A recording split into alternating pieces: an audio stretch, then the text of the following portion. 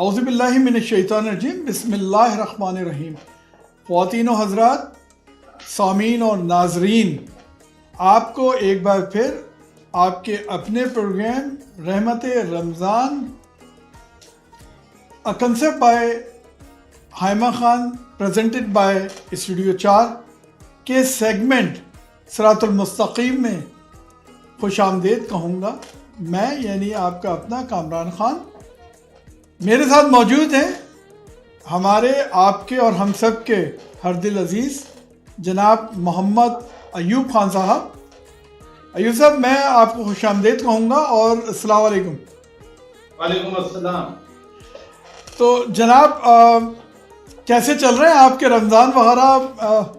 کیا احوال ہے وہاں کا؟ جی بہت اچھے چل رہے ہیں، ماشاء اللہ ماشاء اللہ۔ تو ایوب صاحب، میرے خیال میں اگر آپ کی اجازت ہو تو موضوع کی طرف بڑے چلتے ہیں۔ خواتین و حضرات، آج کا جو ہم نے موضوع رکھا ہے، جیسے کہ یہ سلسلہ چل رہا ہے بات چیت کا ایوب صاحب کے ساتھ، صراط المستقیم کیا ہے اس کی روشنی میں، یعنی قرآن کیا کہتا ہے ان موضوعات کے بارے میں جو ہم نے اٹھائے آپ کے لیے اور اپنے لیے بھی تاکہ سیکھیں۔ آج جو ہم نے موضوع اٹھایا ہے بہت ہی متنازع موضوع ہے اور جس پہ جتنی بات کی جائے کم ہے۔ کوشش کریں گے کوزے میں، دریا کو کوزے میں بند کر دیں۔ جی ہاں، موضوع ہمارا ہے سیکٹرزم، جس کو انگلش میں کہتے ہیں اور اردو میں ہم فرقہ بندی یا تفرقہ گیری بھی آپ کہہ لیں اس کو، یعنی تفریق کرنا کسی چیز کو۔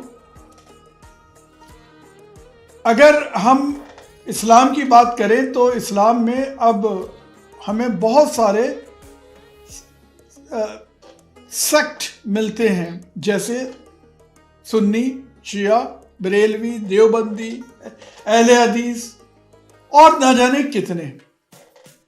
میں نے اکثر علماؤں سے جب معلوم کرنے کی کوشش کی کہ یہ ایک مسلمان کیوں نہیں ہے، یہ الگ الگ کیوں ہم چلے جا رہے ہیں کہ کوئی اپنے آپ کو شیعہ کہہ رہا ہے، کوئی سنی کہہ رہا ہے، اور یہ کیا ہو گیا، تو انہوں نے اس کی توجہ یہ بیان کی کہ کیونکہ اب سورج نہیں رہا، یعنی ان کو اشارہ تھا حضرت صلی اللہ علیہ وسلم کی طرف، تو روشنی کے لیے چھوٹے چھوٹے دیے ہی چاہیے اندھیرے میں، کیونکہ اور ہر دیا جو جلایا جا رہا ہے اندھیرے میں تاکہ روشنی ہو جائے، تو اس دیے کی روشنی میں اس کے پیچھے کچھ فالوورز چلنا شروع ہو جاتے ہیں، کیونکہ اب سورج نہیں رہا۔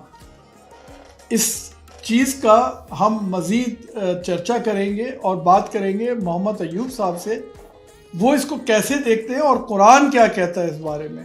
ایوب صاحب، آپ کیا کہتے ہیں؟ قرآن میں آپ نے کیا پایا؟ کیا مسلمان نہیں رہ سکتا؟ ضروری ہے کہ میں اپنے آپ کو سنی، شیعہ، بریلوی، دیوبندی یا وہابی کہوں؟ کیا فرماتے ہیں؟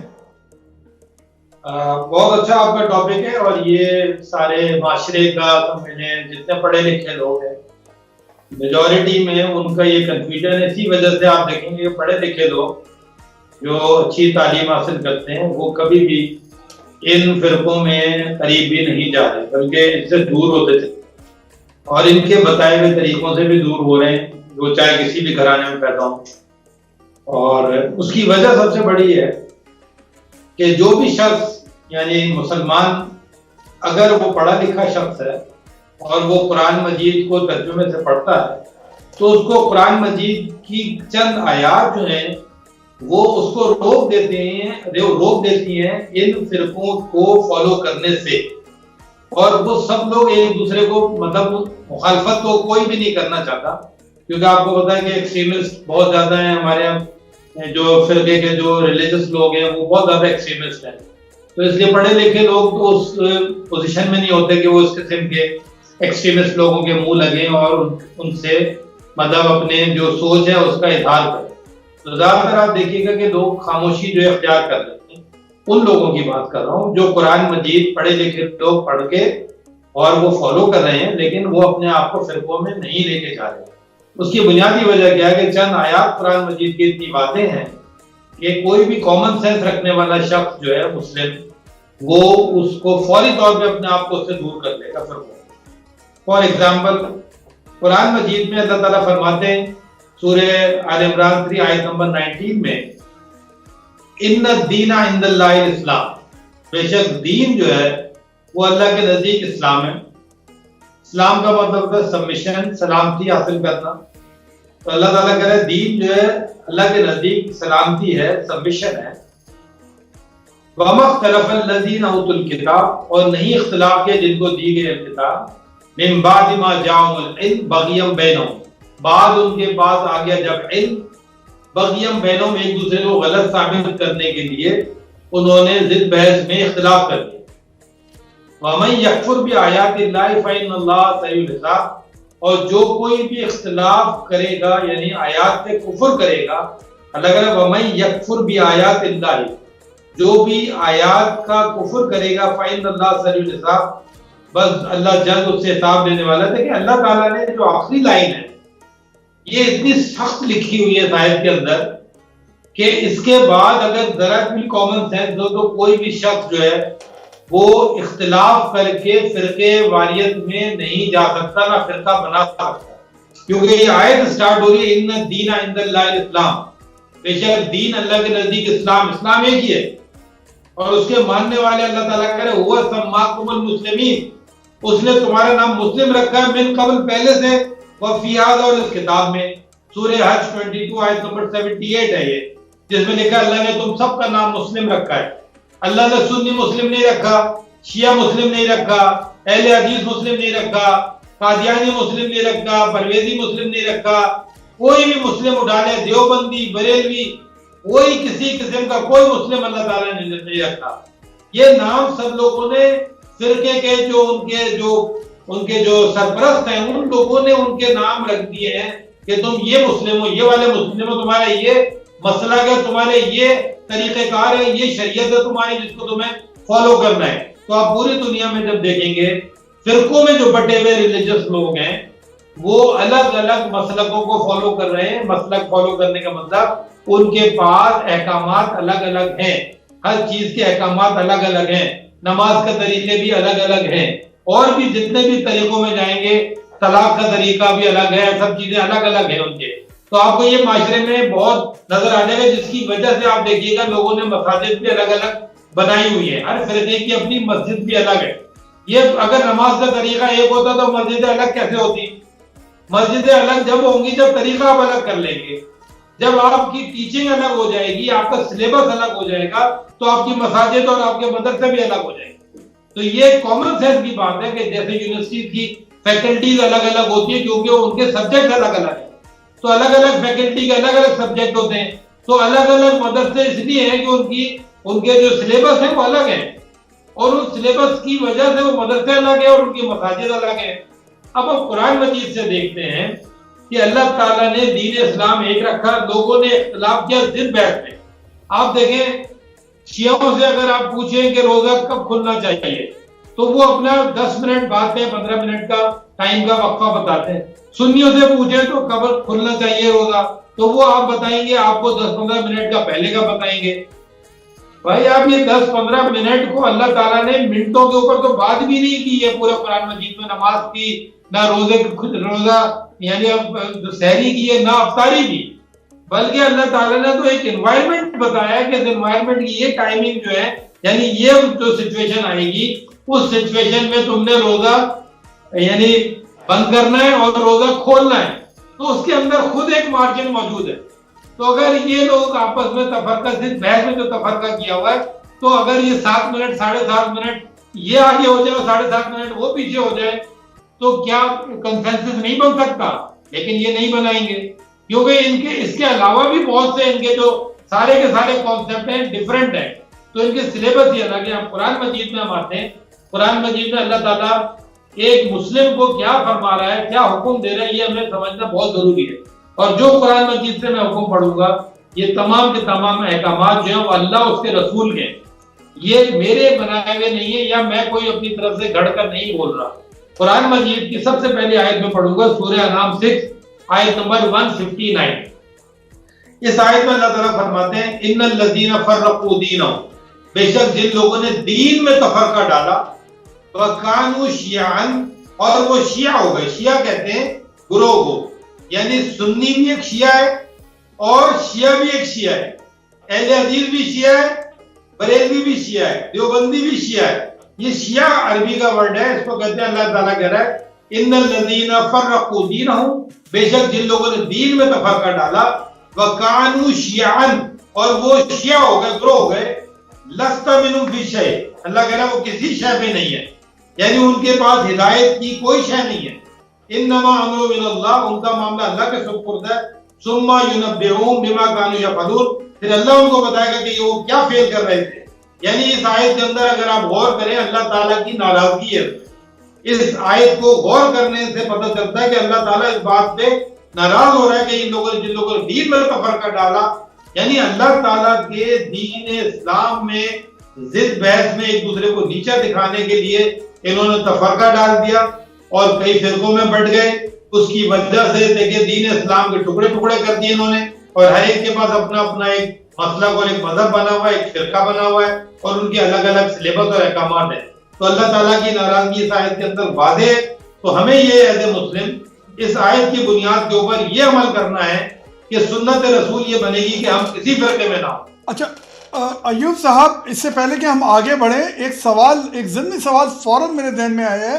آپ کی بات سن کے جب یہ آیت آئی تو مجھے تو سن کے یہ لگ رہا ہے کہ اس وقت بھی یہ تفرقے بازی شروع ہو گئی تھی جو اللہ تعالیٰ نے ایک دم سے اپنے احکامات اس سلسلے میں فرمائے.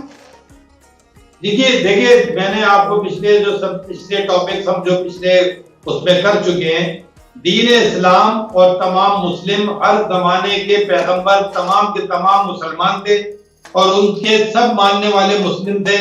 اور وہ مومن بھی قرآن مجید میں لکھا ہے. ابراہیم علیہ السلام کی جب آپ دعا پڑھیں گے سورہ ابراہیم 14 آیت نمبر 40 میں، ربی جعلنی مقیم الصلاۃ، اے رب مجھے صلاۃ قائم کرا دے، ومن ذریتی، اور میری ذریت کو صلاۃ قائم کرا، ربنا وتقبل دعا، ربنا اغفر لی ولوالدی وللمؤمنین. انہوں نے دعا کی وللمؤمنین یوم یقوم الحساب، کہ میرے والدین کی میری مغفرت کر دے، میرے والدین کی اور مومنین کی.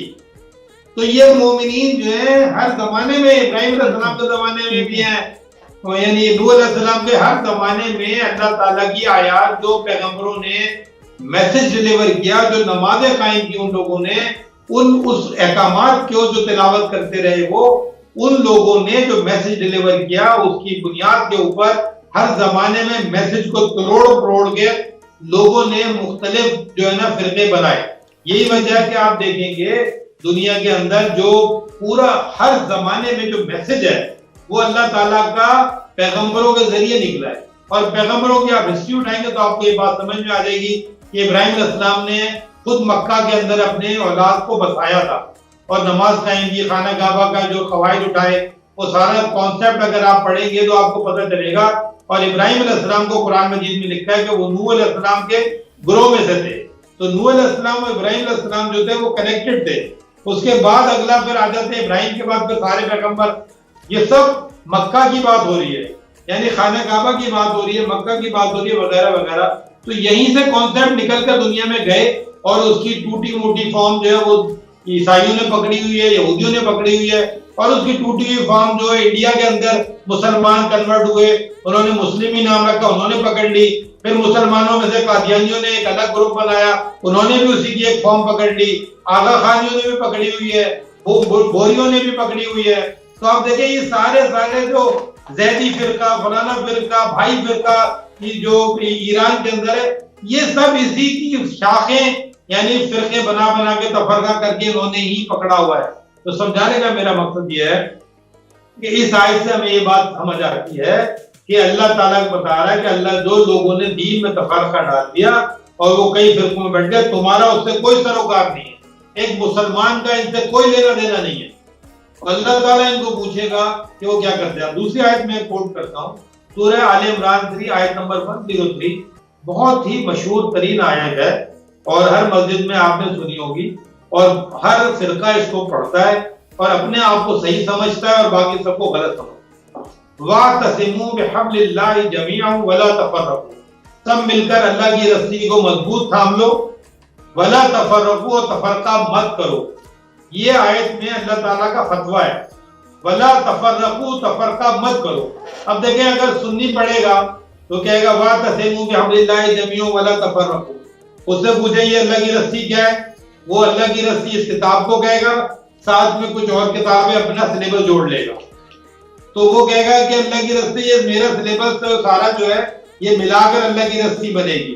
بتانے کا مقصد ہے کہ اللہ کی رسی صرف ایک ہی کتاب ہے، اللہ تعالیٰ کی کتاب ہے، چاہے وہ شیعہ پڑھے چاہے وہ سنی پڑھے، اسی کتاب کو اللہ کی رسی کہا گیا ہے. وَاعْتَصِمُوا بِحَبْلِ اللَّهِ جَمِيعًا وَلَا تَفَرَّقُوا، تم تفرقہ مت کرو. وَاذْكُرُوا نعمت اللہ کی نعمت کو یاد کرو. اِذْ كُنتُمْ أَعْدَاءً، جب تم تھے دشمن، آپس میں اختلاف کر کے فرقوں میں دشمنی ہو رہی ہے، قتل و غارت ہو رہی ہے، تو اللہ کہہ رہا جب تم تھے دشمن، فَأَلَّفَ بَيْنَ قُلُوبِكُمْ، اللہ نے تمہارے درمیان الفت ڈال دی دلوں میں، فَأَصْبَحْتُمْ بِنِعْمَتِهِ إِخْوَانًا، اس کے سبب سے تم بھائی بھائی ہو گئے. وَكُنتُمْ عَلَى شَفَا حُفْرَةٍ مِّنَ النَّارِ، اور تم تو آگ کے گڑھے کے کنارے پہ تھے. فَأَنْقَذَكُم مِّنْهَا، اللہ نے اس سے تم کو بچا لیا. كَذَلِكَ يُبَيِّنُ اللَّهُ لَكُمْ آيَاتِهِ، اس طرح اللہ تعالیٰ اپنی آیات کو کھول کر بیان کرتا ہے. لَعَلَّكُمْ تَهْتَدُونَ، تاکہ تم ہدایت پاؤ. یہ اتنی مشہور آیت ہے کہ اللہ کی رسی مضبوط تھام لو. اس میں میسج اتنا واضح لکھا ہوا ہے، اس کے پڑھے لکھے لوگ بھی اس کو سمجھنے کے بعد، پڑھنے کے بعد سمجھ جاتے ہیں. اور ان فرقوں میں، ان کے اجتماع میں، جگہ جگہ جہاں یہ لوگوں کو جمع کر رہے ہیں اور بھیڑ ہو رہی ہے اور وہ بیانات کر رہے ہیں اور اپنی جو تبلیغ کر رہے ہیں، کوئی پڑھا لکھا آدمی جس کے پاس ذرا بھی کامن سینس ہے، اس آیت کو پڑھنے کے بعد نہیں جائے گا زندگی میں. اور میں نے اپنی انہی آیتوں کی بنیاد کے اوپر کبھی بھی ان چیزوں کا اٹینڈ نہیں کیا. اس کی وجہ ہے کہ اللہ تعالیٰ کا کلام بڑا واضح ہے. پھر ایک اور آیت ہے قرآن مجید کی، بہت ہی امپورٹنٹ آیت ہے. اس سے اگلی 10، یہ سورہ آل عمران 3 کی 103 نمبر آیت میں نے پڑھی تھی، اور 105 میں اللہ تعالیٰ فرماتے ہیں وَلَا تَكُونُوا كَالَّذِينَ تَفَرَّقُوا، اور تم نہ ہو جانا ان لوگوں کی طرح جنہوں نے تفرقہ کیا، وَاخْتَلَفُوا، اور اختلاف کر دیا، یعنی جنہوں نے دین میں تفرقہ کیا اور اختلاف کیا. مِن بَعْدِ مَا جَاءَهُمُ الْبَيِّنَاتُ، بعد ان کے آگئی واضح نشانیاں ان کے پاس. اللہ کہہ رہا ہے واضح آیات آنے کے باوجود انہوں نے تفرقہ بھی کیا اور اختلاف بھی کیا، تم ایسے مت ہو جانا. یعنی ایمان والوں کو اللہ تعالیٰ خطاب کر رہا ہے، مومنین کو خطاب کر رہا ہے، مسلمین کو خطاب کر رہا ہے کہ تم ان کی طرح مت ہو جانا جنہوں نے آیتیں سمجھنے کے بعد اختلاف بھی کر دیا اور تفرقہ کیا. آگے لکھا اولئک لہم عذاب عظیم، ان کے اوپر عذاب عظیم ہے. اب کتنی بڑی بات لکھی ہے، اور ہمارے یہاں مطلب کھل کے بول رہے ہیں کہ 72 فرقے ہوں گے، یعنی سمجھ رہے ہیں 72 فرقے ہونا کوئی تعریف کی بات ہے. اللہ تعالیٰ کہہ رہا ہے ان کے لیے عذاب عظیم ہے، تو مجھے ان 72 فرقوں میں سے ایک میں بھی نہیں رہنا ہے، کیونکہ اللہ تعالیٰ کہہ رہا ہے اولئک لہم عذاب عظیم، ان کے لیے عذاب عظیم ہے. تو ہمیں کیا ان 72 فرقے جو انہوں نے بنائے ہوئے، اپنے اپنے سلیبس بنائے ہوئے، اس کا حصہ رہنا ہے؟ کیا ہمیں عذاب عظیم میں جانا ہے، یا ان لوگوں کی تعریفوں میں یا ان کے درد کے مارے ان کے فرقوں میں چلے جائیں؟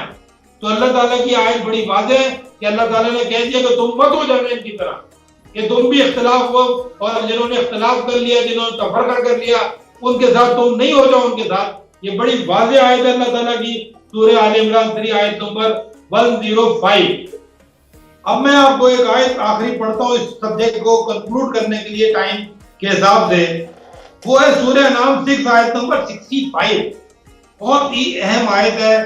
اگر کسی کے دل پہ اتر جائے تو زندگی بھر وہ کوئی فرقے کی بات نہیں کرے گا، اور اس کا فرقے کی بات نہ کرنے کا مقصد میں آپ کو بھی بات میں بتاؤں گا کہ اس کو فرقے کی بات نہ کرنے اور فرقے کے بات نہ کرنے کا مقصد کیا ہے، اور اس میں اپنے آپ میں کیا تبدیلی لانی پڑے گی اس شخص کو. قرآن مجید کی آیت ہے، اللہ تعالیٰ کہہ رہا ہے سورہ انعام 6 آیت نمبر 65 قُلْ هُوَ الْقَادِرُ عَلَىٰ أَن يَبْعَثَ عَلَيْكُمْ عَذَابًا مِّن فَوْقِكُمْ، کہہ دو اللہ اس بات پر قادر ہے کہ تمہارے اوپر سے عذاب بھیجے، او من تحت ارجلکم، یا تمہارے پیروں کے نیچے سے عذاب بھیجے، او یلبسکم شیعا، یا وہ تمہیں لباس پہنا دے شیعہ کا گروہ کا لباس بنا دے، چاہے وہ سنی گروہ کا لباس ہو، بریلوی ہو، دیوبندی ہو، یا اہل تشیع ہو. یہ سب کے سب شیعہ ہیں، سب کا ان کا کسی کا بھی لباس بنا دے گا. اللہ تعالیٰ کہہ رہے وَيُذِيقَ بَعْضُكُمْ بَأْسَ بَعْضٍ، اور وہ تم کو ذائقہ چکھائے گا بعض کو سختی کے ساتھ بعض سے.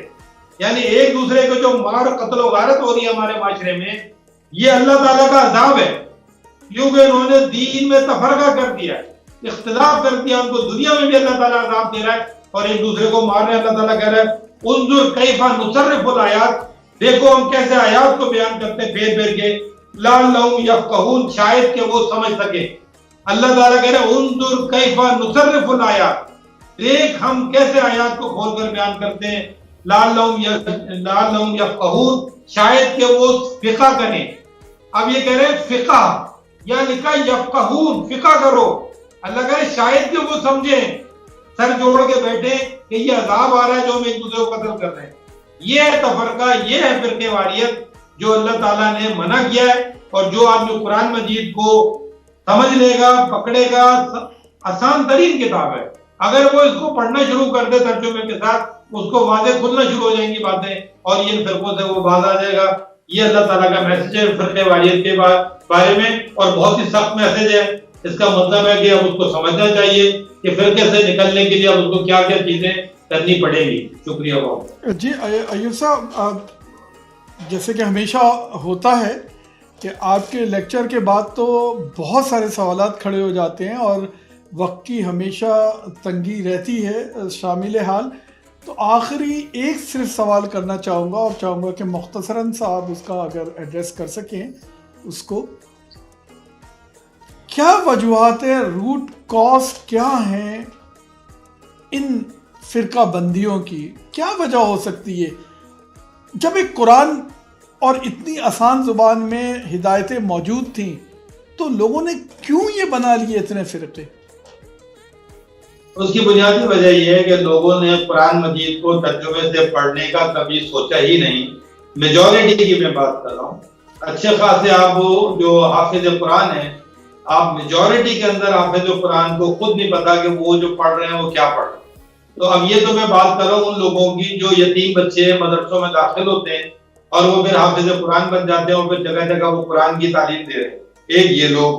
دوسرے وہ لوگ ہیں، وہ تو ایک الگ ایک سمجھ لیں گروپ ہے جو کہ بیچارے غریب گھرانوں میں پیدا ہوئے یتیم بچے جو ہیں، پھر وہ مدرسوں میں آئے اور مدرسوں میں پھر انہوں نے اپنا جو ہے کھانا پینا بھی ان کو ملا اور ساتھ میں انہوں نے قرآن مجید کو یاد کیا، ان کو یاد کرایا گیا زبردستی اور انہوں نے یاد کر دیا. ایک تو وہ حافظ قرآن ہے جو کہ بغیر سمجھے پڑھتے ہیں. اب آ جائیں وہ ایک پورا الگ سلسلہ ہے. اب آ جائیں ان لوگوں کی جو پڑھے لکھے لوگ ہیں، جو اپنے آپ کو ہم جیسے لوگ پڑھا لکھا سمجھتے ہیں. ہم نے اپنے بچوں کو کبھی بھی قرآن مجید جب بھی پڑھایا انہی حفاظ سے پڑھایا. انہوں نے آگے پڑھایا 5-6 سال 7 سال کی عمر میں ہمارے بچے نے قرآن ختم کر لیا. اس کے بعد وہ قرآن بند کر کے رکھ دیا اور اس کے بعد اس کی اسکولنگ کی تعلیم شروع ہو گئی. پھر وہ انجینئرنگ میں چلا گیا، میڈیکل میں چلا گیا، کینیڈا پڑھنے چلا گیا، امریکہ پڑھنے چلا گیا. اس کے بعد جب وہ سب چیزوں سے ریٹائر ہو کے فارغ ہوا تو پھر اس نے وہ قرآن مجید دوبارہ وہ بغیر سمجھے سے بارے پڑھنے شروع کیے اور مرتے دم تک وہ بغیر سمجھے پڑھتا ہوا ثواب کے لیے چلا گیا. اب آپ یہ بتائیے یہ جو طریقہ جو ہمارے نام کے مسلمانوں نے جو پڑھے لکھے لوگ ہیں ان لوگوں نے اڈاپٹ کیا ہوا ہے، جو ان کی زندگی کا 10 سال کی عمر سے لے کے اور اگلے 60 سال کی عمر تک یعنی 50 سال ان کی زندگیوں میں قرآن مجید ہے ہی نہیں. اور 60 کے بعد بھی جب وہ بیمار ہو رہے ہوتے ہیں یا ایسی سچویشن میں آ جاتے ہیں کہ بوڑھے ہو رہے ہوتے ہیں، اب ان کو موت کا احساس ہونا شروع ہوتا ہے تو بغیر سمجھے وہ سپارے پڑھنا شروع کر دیتے ہیں. جس کی وجہ سے اس کتاب میں جو لکھا ہوا ہے وہ ہمارے معاشرے کے اندر اس کی تبلیغ نہیں ہو رہی، پروپیگیٹ نہیں ہو رہا. تو بہت ہی ہزاروں میں سے لاکھوں میں سے کوئی عام وہ آدمی، میں مدرسوں کے والوں کی بات نہیں کر رہا ہوں کیونکہ وہ ایک الگ فیکلٹیز ہیں، ان کے الگ الگ فرقے، وہ ان فرقوں کے اندر یتیم بچے آتے ہیں اور وہ یتیم بچے اسی میں رہتے ہیں اور آگے بڑھتے وہ اسی فرقے کے اندر ہی کچھ نہ کچھ بن جاتے ہیں. دوسرا فرقہ اپنے بنا رہا ہے لوگ، تیسرا فرقہ اپنے بنا رہے ہیں. جیسے سیاسی جماعتیں اپنے لوگ بناتی ہیں اس طرح یہ فرقے بھی اپنے لوگ بناتے ہیں. ہم تو بات کر رہے ہیں پہلی کلاس سے جو انجینئرنگ تک جاتے ہیں، میڈیکل کرتے ہیں، ہمارے بچے او لیول کرتے ہیں، اے لیول کرتے ہیں، ان لوگوں کو میجورٹی میں لوگ پاکستان کے اندر آپ دیکھ لیں ووٹ جب کاسٹ کیا جاتا تو میجورٹی میں وہ لوگ ہیں، مذہبی لوگ نہیں ہیں، بہت مائنورٹی میں. نہ ان کو سیٹیں ملتی ہیں. میجورٹی کے لوگوں کا یہ حال ہے کہ ان کے باپ دادا جو ہیں وہ آج تک ان کو یہ نہیں پتا, وہ آج تک یہ سمجھ رہے ہیں کہ قرآن کو بغیر سمجھے پڑھنا ثواب ہے. اب آپ بتائیے ایک پڑھے لکھے آدمی کو امریکہ کینیڈا کے پہنچ چکا ہو, چلے وہ پاکستان کے کسی گاؤں دیہات میں بھی نہ ہو اور کینیڈا میں رہ رہا ہو, اس کو مجھے یہ سمجھانا پڑ جائے کہ قرآن مجید کو بغیر سمجھے پڑھنا وہ سوال, اس کا کیا ثواب ہے؟ اگر مجھ سے کینیڈا میں رہنے والا شخص, ایک جوان شخص جس نے دنیا دیکھی ہے, وہ مجھ سے یہ سوال کرتے کہ قرآن مجید کو بغیر سمجھے پڑھنا ثواب ہے, تو آپ سوچیں کہ وہ اس کی کامن سینس کہاں گئی؟ یعنی ایک میں اس کو بک دے دوں, یعنی ٹریفک کے قوانین کی پوری کتاب دے دوں اور اس کو کہوں کہ تم نے لائسنس لینے کے لیے یہ پورا جو کیٹلاگ ہے یہ پورا یاد کرنا ہے اور اس کے بعد تمہارا ایگزامینیشن ہوگا, وہ مجھ سے پوچھے کہ کیا میں اس کو سمجھ کے پڑھوں گا؟ تو کیا اگر سمجھ کے نہیں پڑھے گا تو کیا وہ ٹریفک کے قوانین اس کو پتہ چل سکتے ہیں؟ نہیں. قرآن مجید کو اگر کوئی شخص پوچھے کہ کیا سمجھ کے بغیر سمجھے پڑھنے سے کیا ثواب نہیں ملے گا ہمیں, تو اس کے پاس کامن سینس ہی نہیں ہے. یعنی اللہ تعالیٰ کی کتاب, ہدایت کی کتاب کو وہ بغیر سمجھے پڑھے چلا جا رہا ہے. آج بھی کینیڈا میں, امریکہ میں ان لوگوں کی بات کر رہا ہوں جو جنریشن وہاں پر 60 سال 50 سال 40 سال اوپر کی, وہ بیٹھ کے سپارے پڑھ رہے ہیں, کسی کی موت ہو جاتی ہے تو سپارے پڑھنا شروع کر دیتے ہیں. یہ کیا ہو رہا ہے؟ یہ مطلب پڑھے لکھے لوگوں کو نہیں سمجھ میں آ رہی ہے, یہ سپارے کھول کے بغیر عربی میں پڑھے چلے جا رہے ہیں اور ان کو تلفظ بھی نہیں پتا ہوتا. تو ہم سمجھ رہے ہیں ہر لفظ کے جو ہے نا وہ 10 نیکیاں ملیں گی, الف لام میم پڑھ لیے 10 نیکی ملے گی. بھائی خدا کے بندے, اس کے اندر میسج ہے فالو کرنے کے لیے. یہ گائیڈ بک ہے, گائیڈ بک کے الفاظوں کو رٹ کے صرف ریپیٹ کر دینے سے کیا نیکیاں مل جائیں گی؟ وہ نیکیاں کس کام کی جو آپ دنیا کے اندر آپ جو ہے نا وہ غلط راستے پہ چل رہے ہیں, وہ نیکیاں کہاں سے آئیں گی کام؟ جی بہت شکریہ ایوب صاحب. خواتین حضرات, جیسے کہ آج بھی آپ نے بہت کچھ سیکھا ہوگا یقیناً اور سمجھا ہوگا. قرآن کی روشنی میں تفرقہ بندی جو ہو رہی ہے اس کے متعلق ایوب صاحب نے کیا فرمایا. قرآن تو نہیں مانتا ان چیزوں کو, نہ ہی قرآن مسلمان یا مسلم کے علاوہ کسی اور کو ریکگنائز کرتا ہے. چلیے اپنی گفتگو کا یہیں پر انجام کرتے ہیں اور بڑھتے ہیں اگلے سیگمنٹ کی طرف. ایوب صاحب, میں آپ کا مشکور ہوں, ممنون ہوں, اور خواتین و حضرات آپ کا بہت شکریہ ہمارے پروگرام کو دیکھا. میں جیسے کہ ہمیشہ کہتا ہوں, اس ای میل جو کہ نیچے چل رہی ہے اور یہ جو فون نمبر آپ دیکھ رہے ہیں, اس پہ اپنے سوالات, اپنی رائے اور اپنی کوئی بھی ایسی الجھی ہوئی جو گتھی ہے وہ ہمارے ساتھ شیئر کیجیے. ہم ایوب صاحب سے یقیناً اس کا جواب چاہیں گے.